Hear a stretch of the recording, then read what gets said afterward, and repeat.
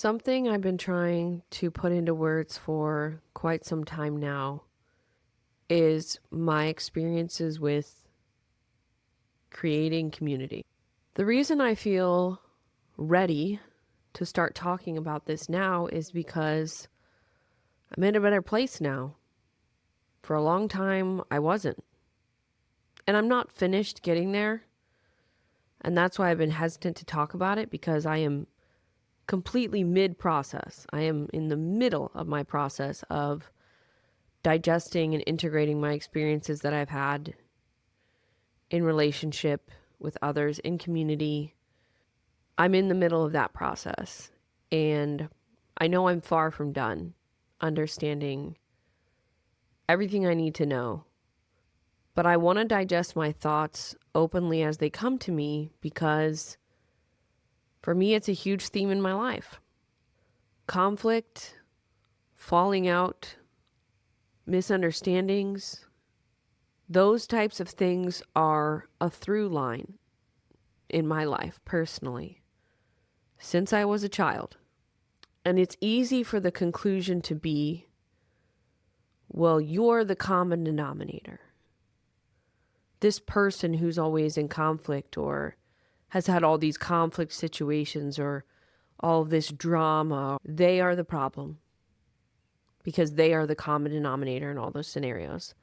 That's been a piece of feedback, a comment in the comment section that plays over and over in my head probably every day. But I have to stand in my truth, and I have to stand and say that is not the case. And I have to believe it. And I have wonderful people in my life that have combed through the situations I've been through with me, my therapist, good friends, peers, mentors that have combed through scenarios that I've been in and said, that is not the truth. That is not the narrative and the branding that you're going to go down with. But I struggle. I struggle with that comment. And I've taken that comment to heart so many times, thinking that I was the problem in so many scenarios.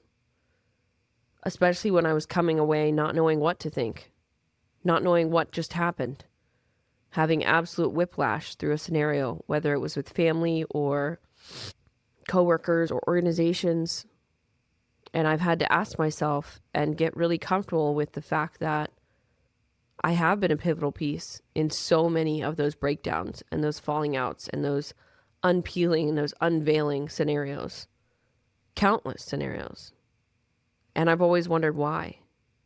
When other people go through their lives and a lot of their relationships are very surface, fairly positive, don't make a lot of waves.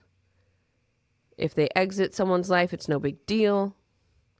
That is not the headline of my story. And it never has been in every scenario. And I've been on a quest for quite some time to figure out why that is and to stop that wheel. I've wanted to stop that wheel because I don't like being a part of it. I don't enjoy it. I literally have clinically diagnosed CPTSD from that. But it happens enough, and I feel enough clarity about all of those scenarios to know that there is some element of that that is somehow entangled with my purpose here. Am I saying that it's my purpose in life to, piss people off and to create issues? No, of course not. Who would want that? I don't. I want to focus on my experience and my side of the street and what I would or wouldn't do differently in any scenarios. I think a good overarching description of my experience of being in relationship or being in community is that so many times I have gone into community and then found at some point that it is not what it seemed.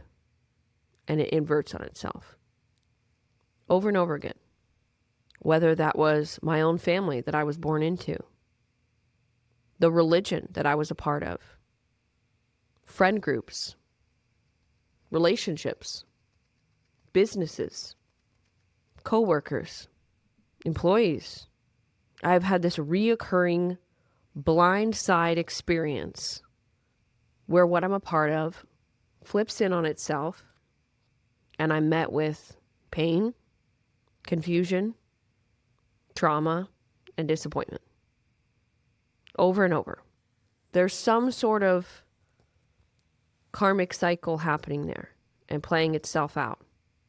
And I am so determined to figure out what that is because I don't want to do it anymore. So one of my big responses to dealing with this was probably about 2 years ago.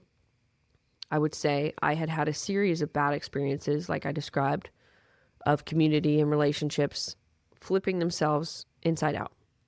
And the universe just flipping them all over and saying, nope, not this. And removing it from my life. I can't tell you how many times that's happened. That spirit has just come in and said, this is no longer for you, and just smashed it to pieces. My conceptions, my ideas, my feelings, my attempts. And I've just watched so many times things obliterate in front of me. The context and circumstances and details of each scenario may be different, but the core happening is the same. And every single time, it has been the universe saying, nope, we're done with this now. Now, flip side. Every single time that has happened, and I have thrown a tantrum and tried everything I could and done all of the recovery work after and fought to keep what I was holding on to or what I was involved in, every single time after the dust settles and the situation has resolved itself, something amazing comes in. Every time, without fail. And I always do have an aha moment when I'm done crying of like, wow, I could have never had X if I hadn't got rid of Y. I would love to say that I'm one of those people that like graciously moves through experiences and sees something on the horizon and in some wise way says, oh, this is no longer for me, and then gracefully exits and then goes on to the next thing. But that's not how my life works, apparently. Spirit is pretty violent with me, pretty metal with me when it comes to things like that. But my biggest struggle is that the takeaway and the perspective from those involved at times has been that I am the problem. My fascination with that notion is that two people can live through the same experience in the same proximity, go through the same events side by side, and come away with two completely different experiences. Two completely different versions of reality at times as well. And that has always baffled me. I find that fascinating. A lot of this boils down to a reoccurring feeling that I do not belong where I'm at, that I don't fit, that I'm not getting what's happening. I'm not seeing things before they come my way. And I know a degree of that is neurodivergence. I know it is. It has to be. And I'm so grateful for the kind people that have taken time in my life to break scenarios down for me and comb through situations I've been through and show me, hey, here's where you should have done that. Here's where you should have picked up on that. I am so eternally grateful to those people because otherwise I would be completely lost. I would be completely at a loss for why I've had so many of the experiences I've had. I think one response to those types of scenarios is to say, oh, I was part of the problem. Here's what I did wrong. Here's what they did wrong, you know? And there's always something that someone can say that they did wrong or could have done differently, myself included, always. I've got a laundry list. However, when I comb back through so many of these scenarios and so many different relational implosions over my life, I would do the exact same thing. And I never made my decisions alone. I always had help and counsel and feedback. But the thing is, for anyone who's going through that, sometimes it doesn't matter. Sometimes it does not matter how well thought out you are, how clearly you communicate, whether you're right. That's what's blown my mind. Doesn't matter a lot of the time. Sometimes all that matters is that that person has made up their mind about how they feel. They are committed to misunderstanding you. And you actually can't stop people from doing that.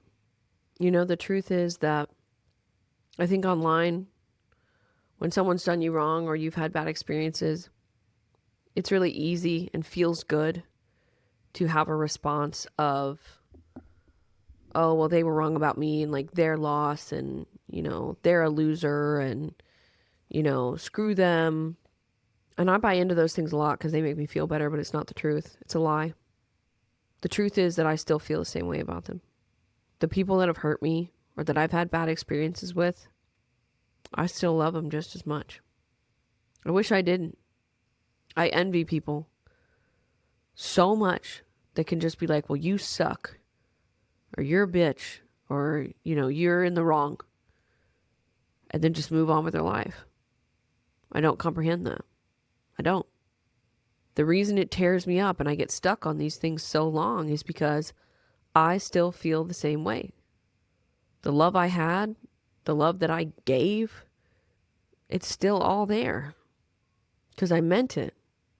But what I've learned through therapy is that a lot of people don't. Now, I don't do that anymore. I've changed. I've had too many bad experiences that forced me to change, and I think it's for the better. I think it's wisdom. Because my default mode is full trust, full love, full everything until, proven otherwise. And that's not a good way to go. That's not a good model. It sounds beautiful. It sounds altruistic. It sounds wonderful. But it's really not. In practice, it really doesn't work well because when you give all that up front and then someone disappoints you or you have a difficult experience and you have to walk that back, people find that very hurtful and very painful, me included. So what I've learned is that it's better to build that in layers through experiences and reciprocity. When I finally tried to stop that wheel I referred to of relational and community implosions that were happening to me over and over again, I put myself on the bench. I benched myself. I was like, I'm out. Very much like someone who had entered the dating pool and had dated a bunch of people and it was just one bad experience after another. And then they said, you know what? I really need to be single for a while.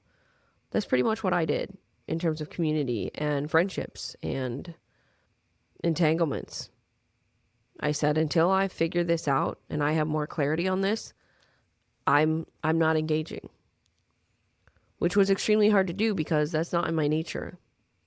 Being closed off and contracted and jaded and cautious and judgmental is not my natural state. But it's a state that I have pushed myself into for self-preservation. You can only have so many of those scenarios pile up before it starts to kind of ruin your life.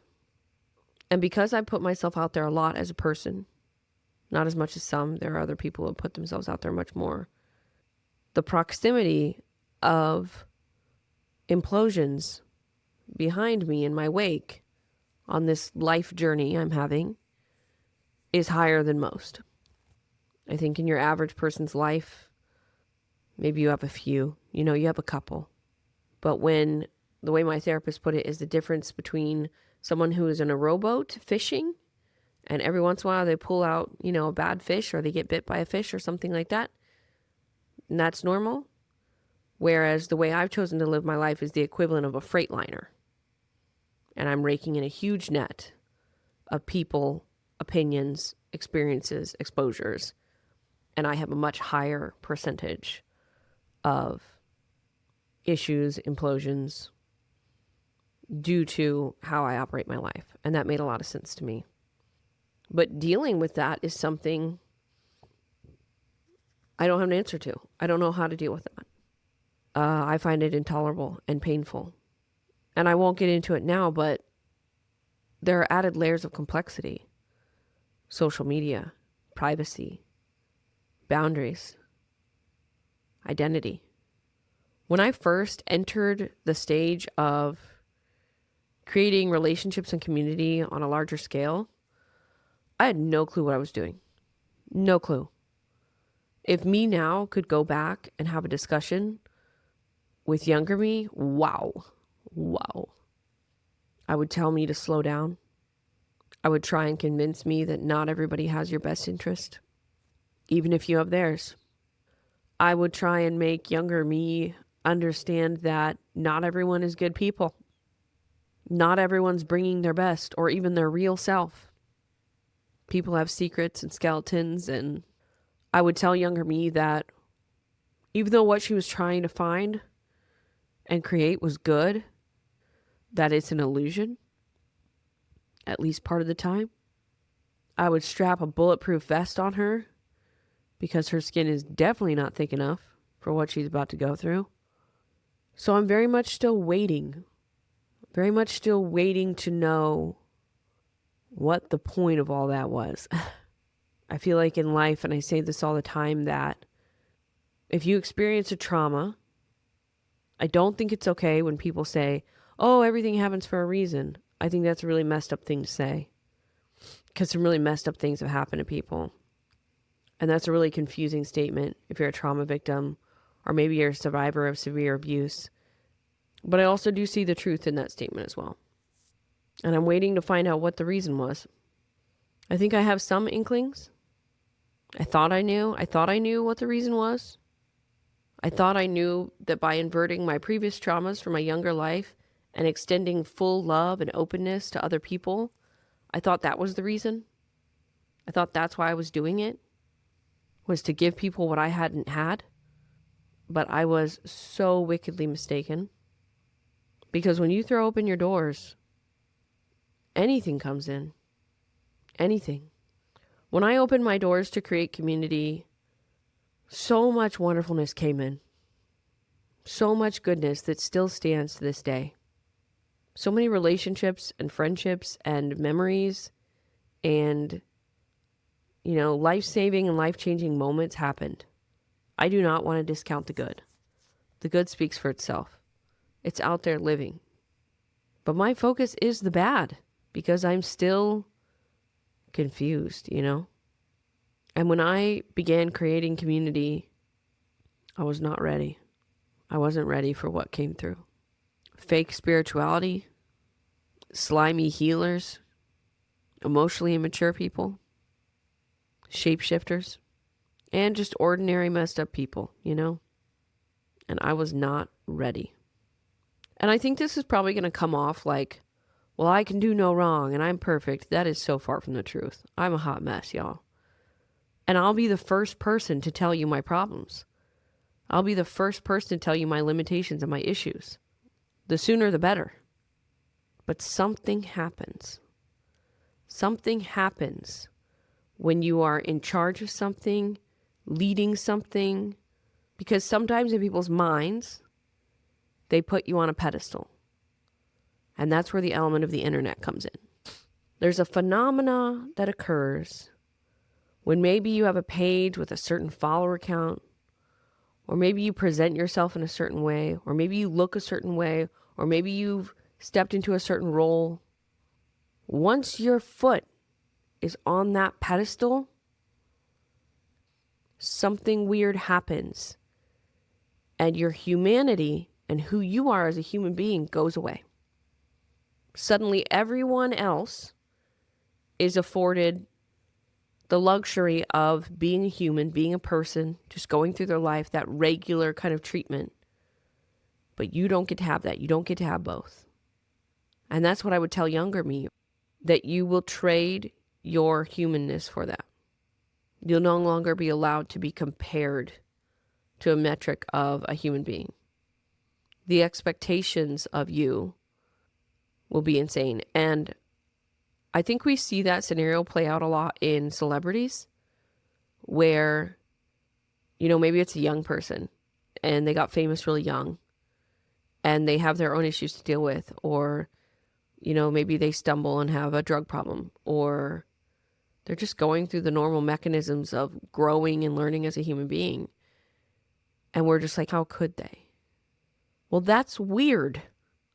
That's really weird. Because if it was Joe Schmo or your next door neighbor, you wouldn't feel that way.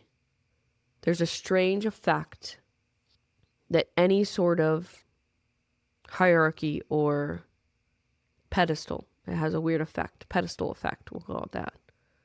And if I could go back to younger me, oh my gosh, I would write her a book. I would write her a manual. I would write her a manual and say, here's what you're going to have to do. And here's what's going to happen. Here's what you don't get to have anymore. And yeah, by the way, you can't have that. And you can't act this way. And I wonder if she still would have taken that road, knowing that there were those kind of limitations. One of my biggest takeaways from my experiences in relationships, community, things like that, is that when I hear of a situation, when it's like, well, so-and-so is trashing so-and-so, or, here's this scenario and it happened, it doesn't hit me the same way. In the past, when I was younger, I'd be like, yeah, screw them. That's awful. Are you serious? That's crazy. And I would repeat the narrative. I don't do that now. Now I hold that in limbo. And I think, interesting. I wonder what's motivating you to say that. What's your motivation in saying that? What's their motivation in saying that? I was not in the scenario, and I cannot make that judgment or join you in your crusade without speaking thoroughly with both parties.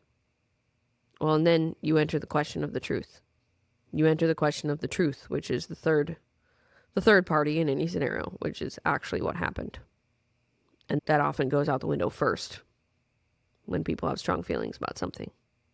It's a strange experience to have such a battleground behind me of times where I was trying so hard to be the help and to be the support and to be the bigger person or to be the leader or to be this or that, and find that in the wash, I was the villain.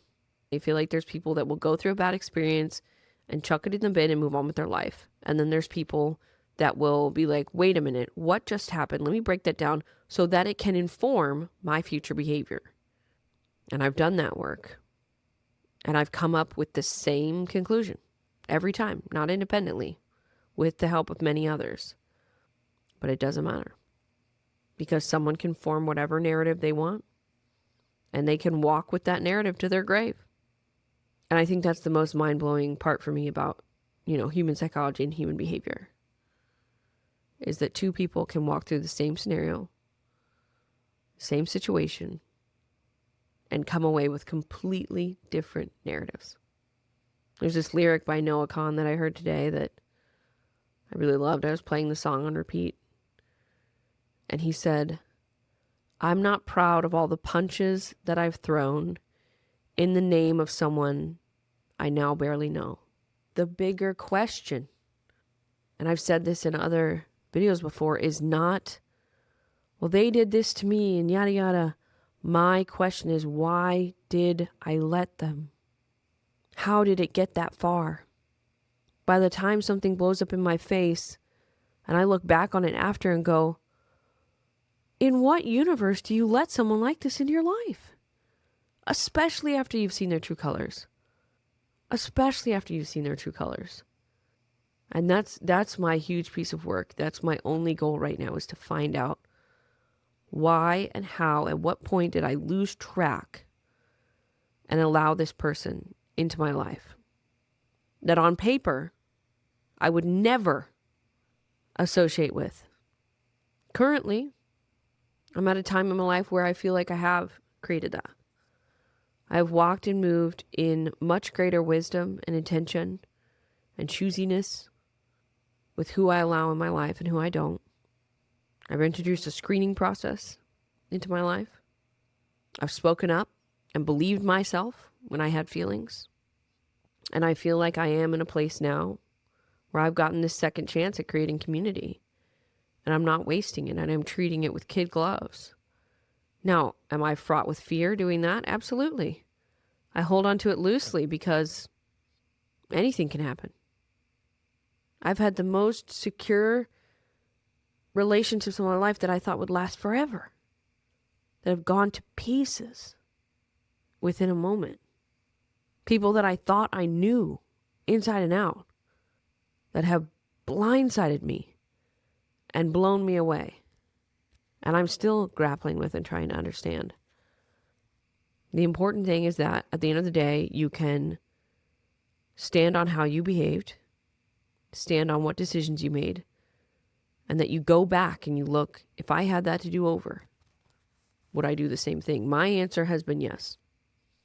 And that may piss some people off, and I don't care. Because those people are committed to misunderstanding me anyhow. They already have a foregone conclusion. They're not interested in my experience. Those people are not interested in a mutual exchange of human energy and experience. They're not. That took me a long time to understand. And one of the things that proved it to me was that I was still holding on. I was still bothered. I was still broken. I was still struggling. I was still trying to make sense of everything. And they had moved on. That blew my mind.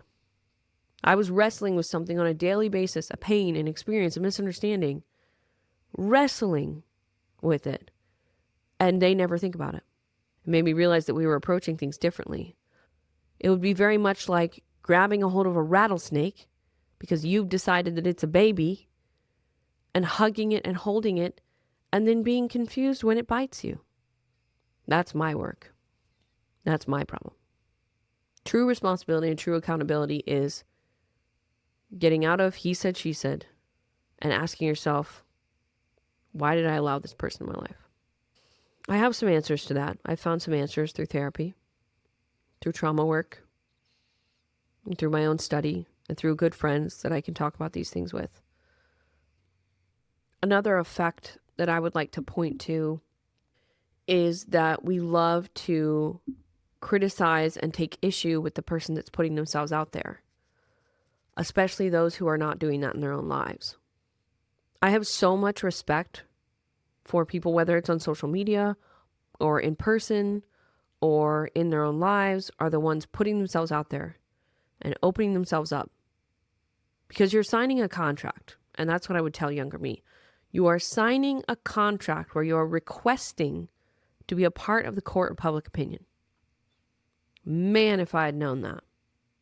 I thought everyone would treat me with openness and respect. No. When you put yourself out there, you are signing up for feedback and opinion. And you have no control over what's going to come back. And you would expect that it would be based in fact and understanding, and oftentimes it's not. It's informed by each recipient's values and experiences. But I wanted to read a poem. I'm sure you guys have heard it before. Brene Brown features it a lot in her book, Staring Greatly. And it's by Theodore Roosevelt, who was a great president. It is not the critic who counts, not the man who points out how the strong man has stumbled, or where the doer of deeds could have done better.